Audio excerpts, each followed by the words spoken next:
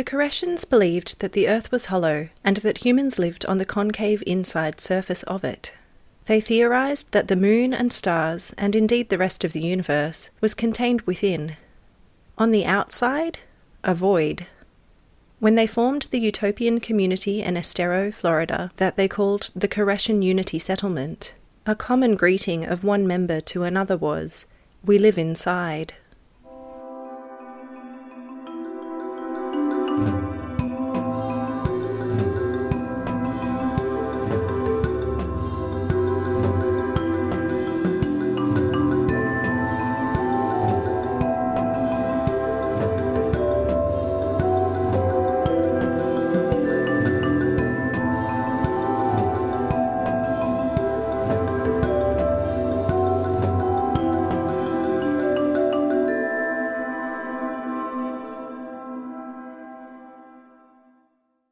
Welcome to Let's Talk About Sects, a podcast about cults around the world.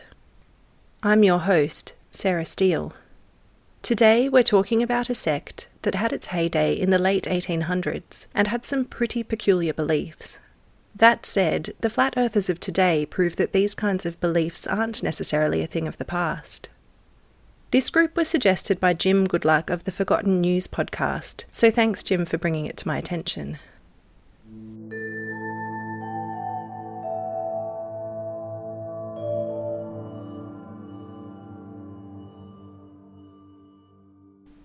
Cyrus Teed was the second of 8 children, born to parents Jessie and Sarah Ann on the 18th of October, 1839, in Delaware County, New York. Oliver Tuttle, his maternal grandfather, was a Baptist minister, and Cyrus's family hoped he'd follow in his footsteps. Instead, Cyrus quit school at the age of 11 to work on a canal towpath, which was a tough slog. It involved walking 30 miles a day, working very hard, and being treated like an adult except when it came to pay, which at $8 a month was 1/3 of the men's. Today's equivalent is around $245 American dollars. This experience was said to give Cyrus a great distaste for capitalism, and afterwards he decided to follow his uncle Dr. Samuel F. Teed into medicine. Cyrus was known to be a charismatic speaker from a young age, which was a trait that was admired and encouraged at a time when entertainment, education, and ideas were often spread via the spoken word. In 1859, he married his second cousin, Fidelia or Delia Rowe, who was 16 at the time, and 10 months later they had a son who they named Douglas Arthur.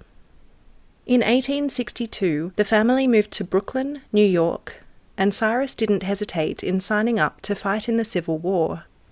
While he actually served as a corporal, his followers would later believe that Cyrus was a medic during the war, and he didn't try to correct them. He would also share a story about his findings that the wounded who had faith in a higher power recovered more quickly than those without. His time in the army was cut short, however, as the following year, while on the march in Virginia, Cyrus's left leg became partially paralysed as a result of sunstroke, and he was discharged.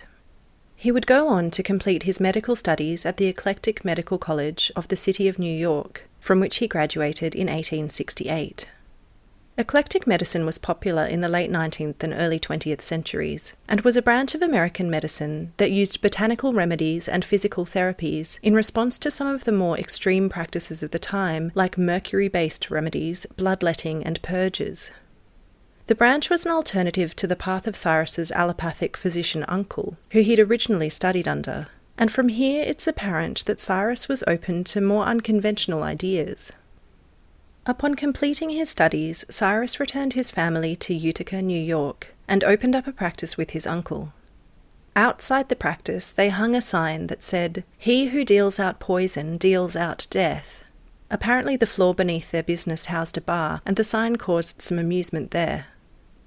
Cyrus continued on his unconventional path by setting up a laboratory in which he conducted many experiments, including attempts at alchemy, and according to the Koreshan story, a booklet produced from the Koreshan archives by Sarah Weber Ray, he was interested in changing the states of matter and energy, and specifically searching for a way to bring about the transmutation of humans from a physical to an energy state in order to achieve eternal life. It was in this lab, in 1869, that Cyrus claimed he received a message from God.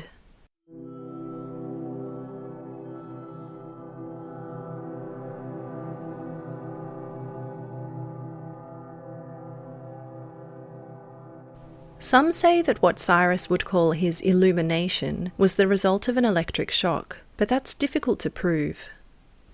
Cyrus himself said an exquisitely beautiful angel appeared before him, and she imparted to him a few key messages. Again, according to the Koreshan story, these included that the universe is a hollow globe, eternally and perpetually renewing itself by virtue of involution and evolution, and all life exists on its inner concave surface. God being perfect is both male and female. Reincarnation is the central law of life. The Bible is the best written expression of the divine mind, but is written symbolically. The symbolism must be interpreted by a prophet who would appear in every age in the context of that age. Man lives best by communal principles, and the Koreshan form of socialism would include the elimination of money power and wage slavery. Equity, not equality, is a natural law for women as for men. There is no equality, and to say any two people are equal is merely trying to force uniformity. There was more, but for now some would remain beyond the understanding of, quote, the ordinary minds of mortals.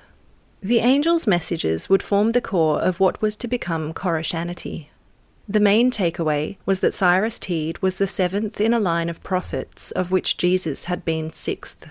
His belief that the earth is hollow, and that we all live on its concave inner surface, he termed cellular cosmogony.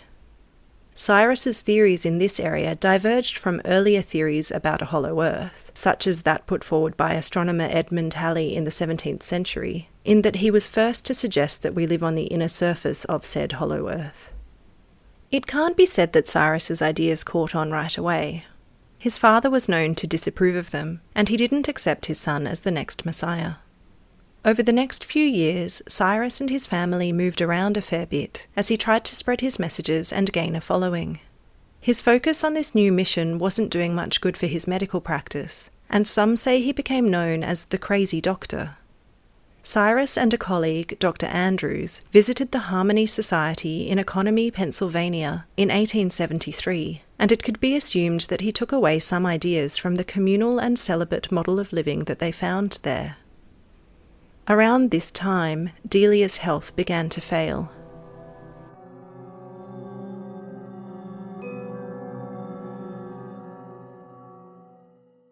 After a few more moves, Cyrus also spent some time as a member of the North family of Shakers in Lebanon, New York, for a number of months from 1878, gaining some further experiences of communal living. In 1880, Cyrus decided to form a communal home of his own, and the first members were his parents, one of his brothers and two of his sisters, a brother-in-law, a married couple, and 3 other women. The communal home didn't stretch to looking after his wife Delia, however, who had become an invalid by this stage from her tuberculosis, and she and their son Douglas went to live with her sister instead. Journalist Lynn Millner wrote a book about the Koreshans entitled The Allure of Immortality, An American Cult, a Florida Swamp, and a Renegade Prophet, published by the University Press of Florida in 2015. With 5 years of detailed research into Cyrus Teed and his followers behind her, including reading much of the archival material that's still available today, Lynn was kind enough to speak to me about some of her findings. It seems that it wasn't just Delia's health that resulted in Cyrus casting his wife and son aside. Apparently she had similar doubts about Cyrus's God-given mission as his father did. He said he wrote in one letter that she was having trouble accepting him as the, religious leader that he was. And so I think he just said, I'm just going to kind of go it alone here because she was holding him back. On August 9, 1884, a Mrs. Charles Cobb and her mother, Mrs. Willis, sued Cyrus, accusing him of obtaining money from them by deception, in that he'd claimed to be the second Christ. Cyrus returned the sum in question and the matter was dropped. In her book, Lynn Millner describes Cyrus as, quote, probably insane, certainly narcissistic. and I asked her how she had come to this conclusion. I wanted to find how God complex was defined in his day, and a guy named Ernest Jones, who was actually Freud's biographer, wrote about the term God complex. And he basically, in his chapter, he outlined all of the characteristics that someone with the God complex would have. And also Teed, I think, was bipolar. There's some evidence about that. But so I went down and looked at the God complex and looked at how Ernest Jones had written about it. And Teed met every characteristic down to the detail that sometimes the person even believes in his own planet. So once I had compared him to the God complex of his day, and I talked to a psychiatrist and said, what would the God complex be called? And he told me narcissistic personality disorder. And then I described for the psychiatrist all of Teed's kind of behaviors, right? And the psychiatrist confirmed that, oh yes, no question, that this guy was narcissistic.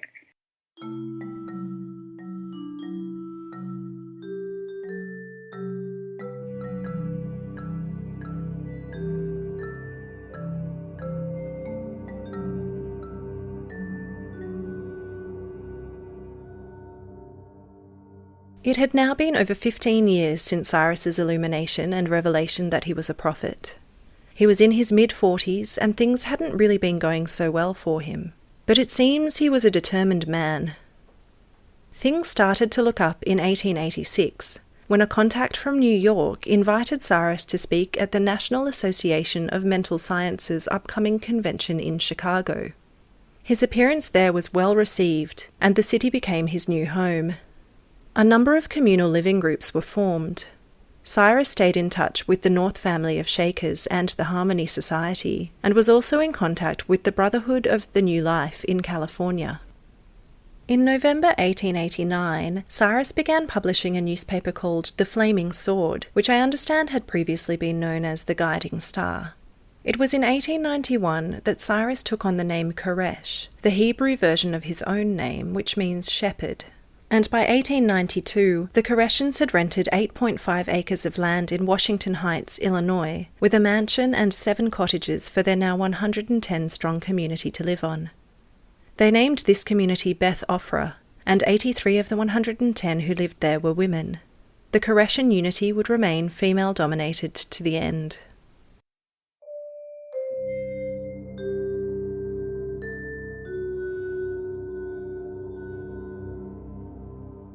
Lynn Millner points out that there were plenty of existing groups that Cyrus could have joined with his followers, but he was very set on leading his own. They were in Chicago when Jane Addams was building her settlement houses. There were people really doing important social reform, and the Koreshans could have chosen that, but they chose the opposite, which was this kind of sweet thought that they could isolate and be this example for people, and that wasn't going to go anywhere, but it helped Teed stay in control. It served him because that he could keep them isolated. He wasn't going to put on the corduroys and help build houses, because then he's one of the common people, and he had to, part of who he was holding himself up and being this messiah. So the second he joined society and worked for social reform, that just wasn't his bag, because then he couldn't be God. But in this society, he could be. He didn't really care about social reform, but his followers sort of bought this idea that by following him and isolating themselves, that they could do good in the world. In spite of his emphasis on celibacy, there were persistent rumours throughout the existence of the Koreshan Unity group that this may not necessarily have been applied so strictly to Cyrus himself. I asked Lynn Millner what she had found out about these rumours. I didn't find any smoking gun in terms of like a picture of him with, in bed or anything like that. But there were so many, you read enough accounts of jilted husbands that kind of line up, and it's kind of hard to argue with. There was account after account after account that he was a philanderer, and maybe he wasn't And when I look at his early letters in the late 1800s to his best friend back in Binghamton, he seemed to be all about celibacy.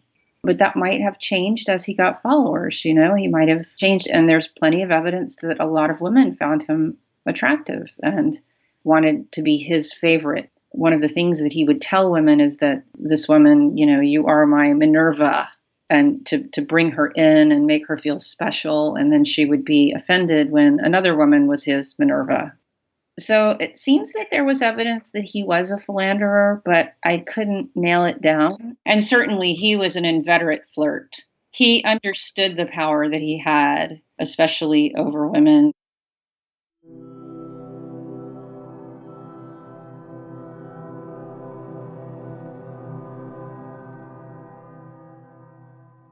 There were a number of court cases brought against Cyrus over the next few years, including charges that he had alienated men from the affections of their wives and committed adultery. While the cases were thrown out, the press was giving Cyrus a hard time and portraying him as a womanizer. It's hard to say whether or not this was true, but it's certainly possible that men were upset about their wives leaving them for a community that gave them greater importance as gender equals. Either way, it seems that the Koreshans became somewhat persecuted in Illinois, so when they heard about some land for sale in Florida, Cyrus and two of his followers, Annie Ordway and Bertholdine Boomer, went to take a look. It proved out of their budget, but Cyrus left a copy of The Flaming Sword at the post office. A Mr. Gustav Damkola came across it there and invited Cyrus back. The trip eventuated in Gustav selling 320 acres of his land on the Estero River to the Koreshans, transferring the title on November 19, 1894. About the move to Estero and the building of their isolated society, Lynn Millner says, he did it in part to get away from the husbands who were suing him. And the newspapers, of course, were coming after him. That was my favorite part, is that the journalists were just having a heyday, because this guy was catnip for them. Cyrus did manage to spin the bad press quite well internally, however. When there was negative press, at least it was press, the old saying, bad publicity, good publicity, whatever, as long as they spell your name right. He felt like the newspapers were giving him publicity, and also that their persecution was part of the deal. All devout followers are persecuted, right? Jesus was persecuted. So that was proof. So he had this really odd sense of reasoning that anything bad that happened, he would tell his followers, this is good for the movement.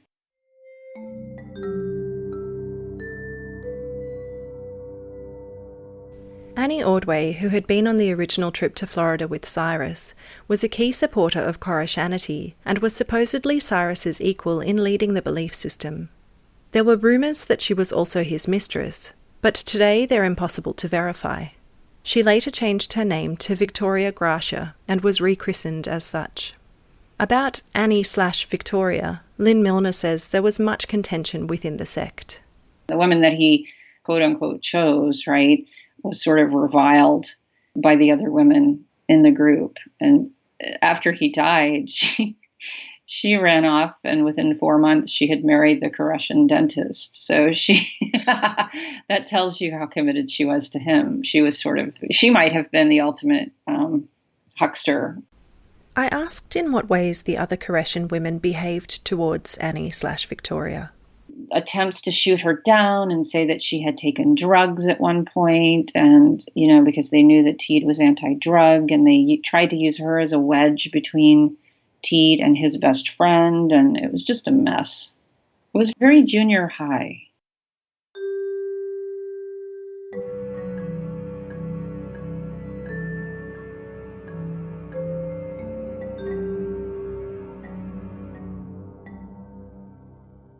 In 1897, Ulysses Grant Morrow, who had joined the Koreshans in Chicago, undertook to prove the concave Earth theory in what would become known as the Naples experiment.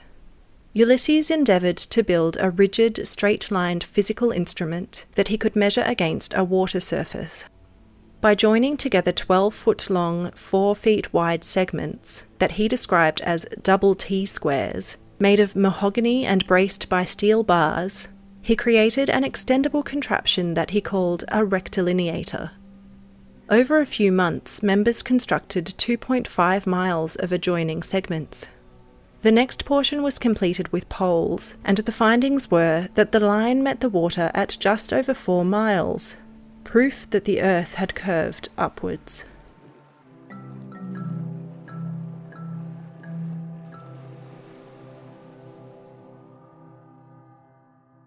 Here's a quote from the pen of Dr. Cyrus Teed in an issue of the Flaming Sword dated 31st of December 1897 and entitled Koreshan Astronomical Facts versus Absurd Hypotheses. The Copernican system of astronomy, built upon an hypothesis, seems to satisfy the minds which will not and cannot think. The Koreshan astronomy has its foundation on the rock.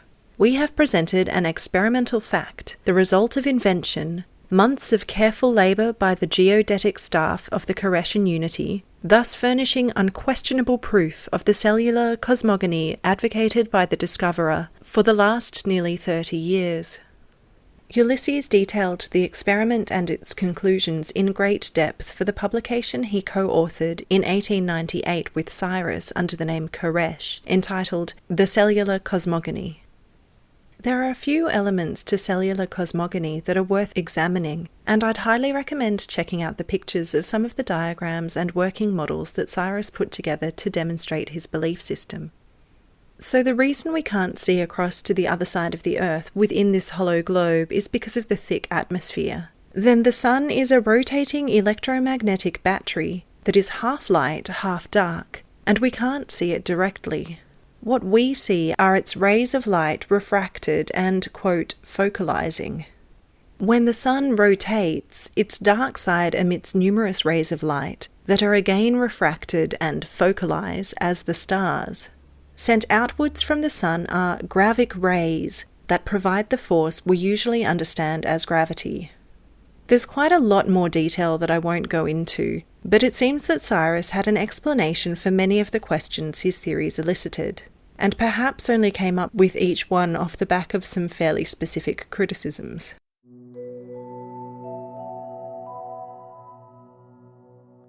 There's a 2015 podcast called Concave Earth Sessions, with 5 episodes on Podomatic, and episode 2 has an interesting discussion questioning how flat earthers can be so resistant to the reality of a concave Earth. One of the modern-day believers involved with this podcast tried to reproduce Cyrus and Ulysses' rectilineator experiment, and told Lynn Millner about his findings.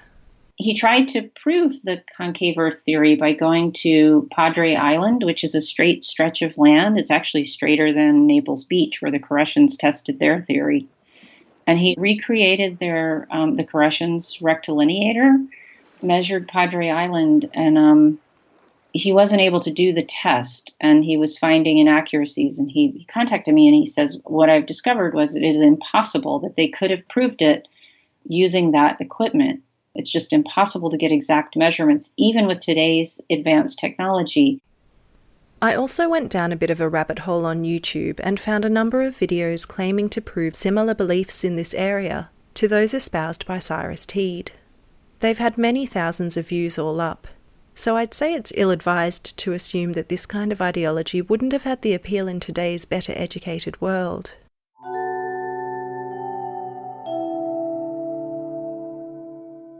By 1903, all of the Chicago Koreshans had made the move to Estero, and the community was thriving with about 200 residents. Members considered this settlement to be their New Jerusalem and the capital of the Koreshan system, and they toiled hard to make it worthy, often having given up a much more comfortable life for one of constant hard work. For their work, they received labour credit rather than monetary payment, and their units of labour could be exchanged at the Koreshan stores. New members handed over their belongings when they joined. Cellular cosmogony was at the centre of their belief system, and Cyrus also promoted the idea of an impending apocalypse. Here's Lynn Millner. Yeah, he had this fantasy that there would be an end time, and that his people would sort of rise above and stand on a mountain, and be above it all.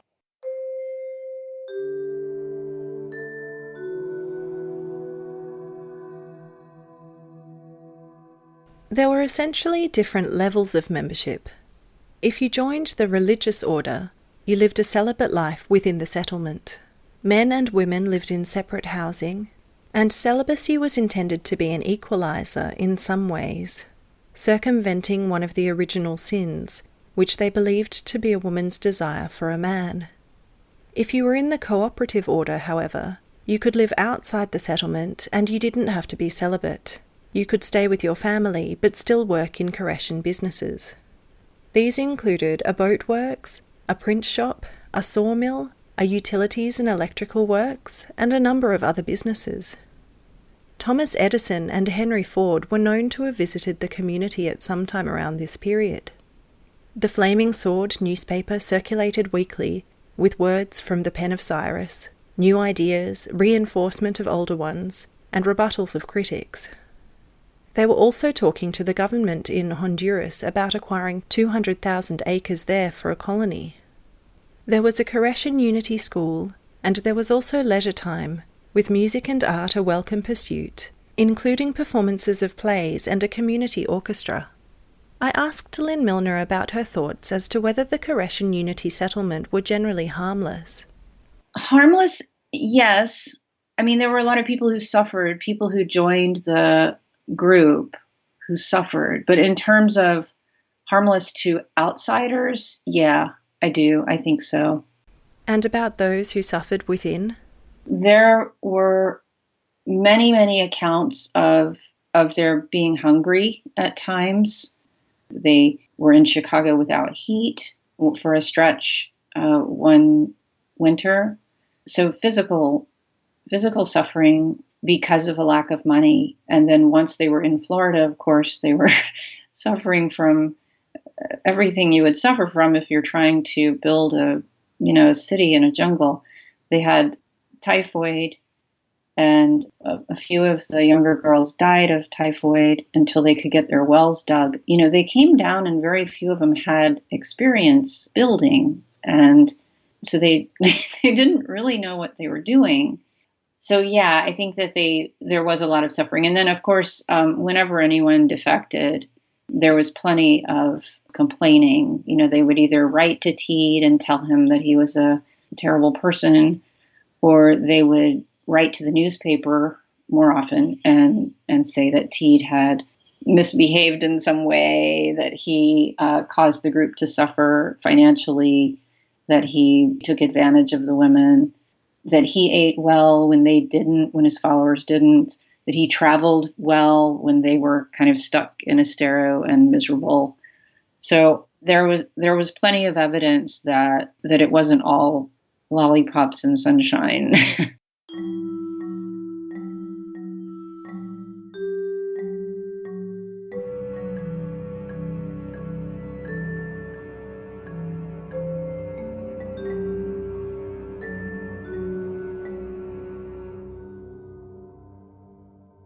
I also put to Lynn the 3 criteria that I use for this podcast to define a cult.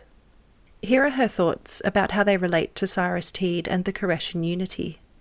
Certainly, he was charismatic as all get out, and he did control his members. It wasn't so much that they were secretive as they believed that instead of effecting social reform from within, they were going to remove themselves and provide an example of how a utopian a society could work. So in that sense, they were disengaged with the world in this odd way. And I think that served Cyrus Teed very well, because then he was able to keep everyone sort of, corralled in this place. They mixed in society, but mainly they were together in isolation. So yeah, so I do think they were a cult, maybe not as sinister as some cults that you think of today, but I do think they meet your criteria. And whether Cyrus was intentionally manipulative for personal gain, or if he really believed the things that he was preaching? I think he was a person of great contradiction. Without question, he benefited from this communist society.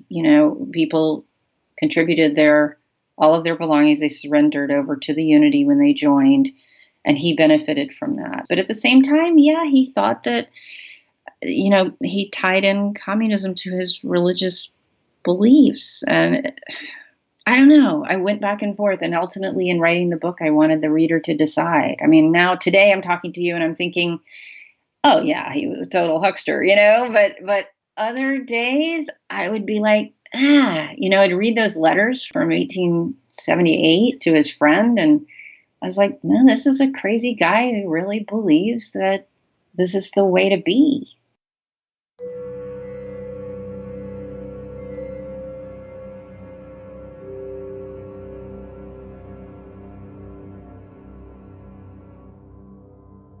While their land ambitions grew, the Koreshans' numbers began to decline. Having a focus on celibacy was causing some issues when it meant recruitment rather than procreation, as what the utopian society's future depended upon. And in 1904, things started to get less friendly with neighbouring communities around Fort Myers. This was the year that Cyrus incorporated Estero, which meant that they became eligible to receive a portion of the area's taxes. The city of Fort Myers resented that they would lose out on the road taxes as a result. Cyrus also started to get more political and formed the Progressive Liberty Party, or PLP, with some other local groups. The Koreshans hadn't been able to stand as Democrats due to having voted for Roosevelt, and formed the PLP in response to their being shut out. Politically, they didn't have a huge amount of success, and the move mainly brought about suspicions amongst their neighbours, who were perhaps happy enough with the Koreshans remaining in their own utopian settlement, but didn't fancy their ideas spreading any further. On October 13th, 1906, there was an altercation between a Fort Myers local and a Koreshan County Commissioner candidate. Apparently Cyrus tried to step in and decided the best approach would be to start preaching. It seems that he may have misjudged this, and was punched in the face by the local. The town marshal then arrested 3 men, including Cyrus, and in the process also hit him in the face. The whole incident increased the overall tensions between the Koreshans and the surrounding communities, and many Koreshans also blamed it for Cyrus's declining health over the next 2 years. Whether or not it was directly related, his health did indeed decline from here, and on the 22nd of December 1908, Cyrus Teed passed away. He was 69 years old.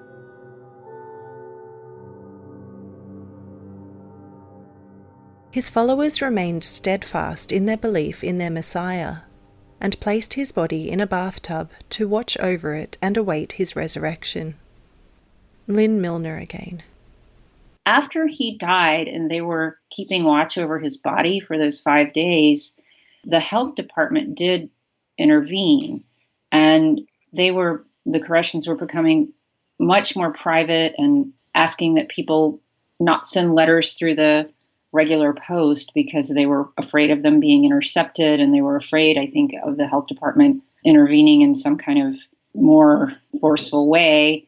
And then his body started to decompose and be difficult to be in a room with. And I think they realized, okay, we'll face their demands, but he'll resurrect. They even left a note in the corner of his tomb saying, these walls can't hold him. The note sealed with Cyrus in his tomb read, quote, "In compliance with the law and only for such reason, the body of Cyrus R. Teed is placed in this stone vault. We, the disciples of Koresh, shepherd, stone of Israel, know that this sepulchre cannot hold his body, for he will overcome death, and in his immortal body will rise triumphant from the tomb." Cyrus's tomb was watched over for the next 13 years, and whilst numbers at the Koreshan Unity Settlement dwindled, there were still some awaiting his resurrection. Then on the 23rd of October 1921, a hurricane washed the tomb out to sea. The body was never recovered, and a headstone reading "Cyrus, Shepherd, Stone of Israel" was the only thing that remained.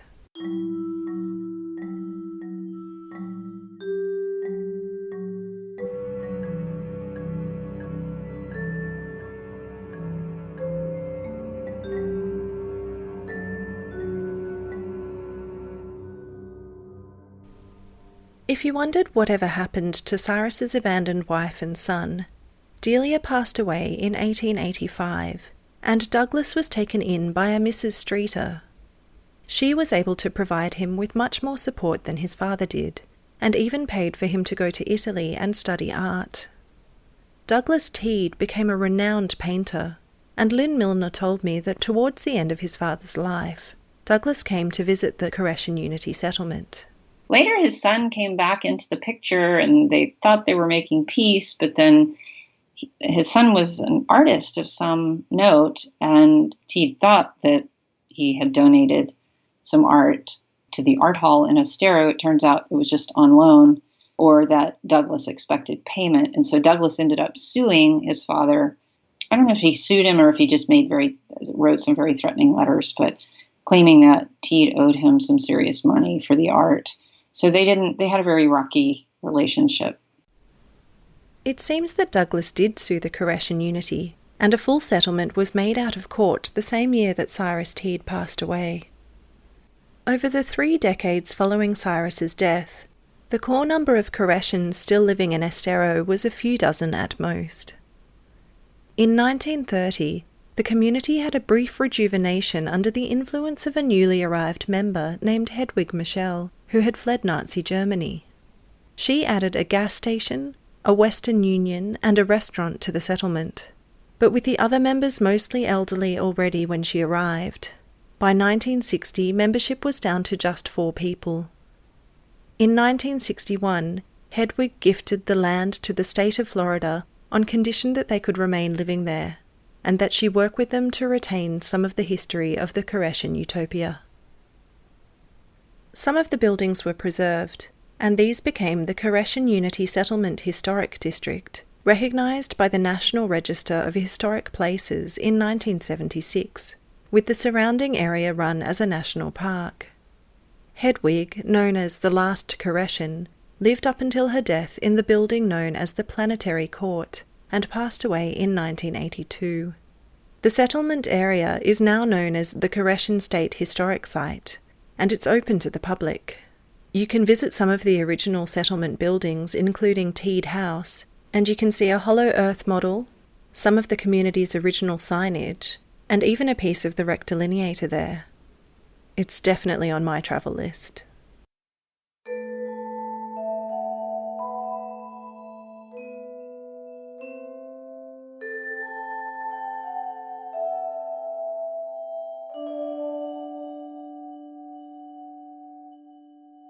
I asked Lynn Millner whether there were any lessons she thought we could take from the Koreshans today. To me, the most newsy things right now are that there are spooky similarities between Cyrus Teed and Donald Trump. And then the other thing is that what it tells us, more importantly, I think, is what it tells us about ourselves, which is it's easy to look at the Koreshans and say, how could these people who were educated, who took the time to learn Latin and perform Shakespeare, and they had an orchestra, how could they believe the earth was hollow and that we lived inside of it? Well, guess what? We are all living inside of bubbles. We're all we formed these tribes based on our beliefs. So it's a metaphor. We don't believe that we live inside of a hollow earth, but we totally live inside of our own bubbles, and we reject things, especially today. We just cling on to our beliefs in the face of evidence to the contrary, and it's just striking how similar we are today to how the Koreshans were then. Today, Estero exists as an independent village and has done since residents voted for this in 2014. That, perhaps, is one of the few things it has in common with its forerunners. Down the road from the Koreshan State Historic Site, the 2 huge shopping malls and gated communities stand in stark contrast to the cashless society that Cyrus Teed had once imagined over 100 years before.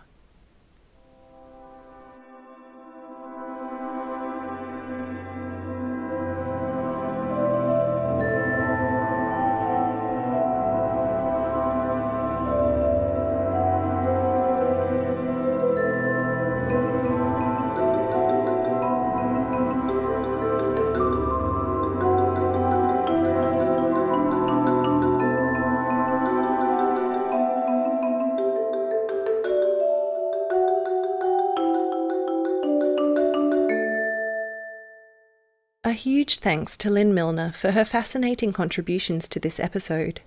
If you found the Koreshans interesting and would like to know more, I highly recommend getting your hands on a copy of her book, The Allure of Immortality, An American Cult, a Florida Swamp, and a Renegade Prophet, which you can find via her website, lynnmillner.com, which is LYNMILLNER.com. And that link, along with her Facebook page, will be on the episode website at ltaspod.com. If you'd like to support this podcast, please think to mention it to family or friends who may be interested, or give us a social media shout-out.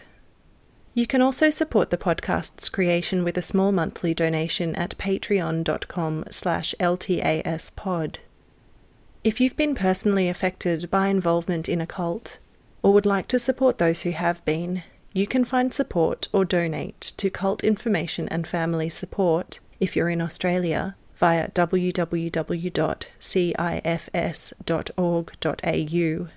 And you can find resources outside of Australia with the International Cultic Studies Association via www.icsahome.com. Let's Talk About Sects is researched and presented by me, Cyrus Teed. Sound design and music is by Joe Gould. All information sources are listed on our website at ltaspod.com. Thanks for listening, and hope you can join me again next month.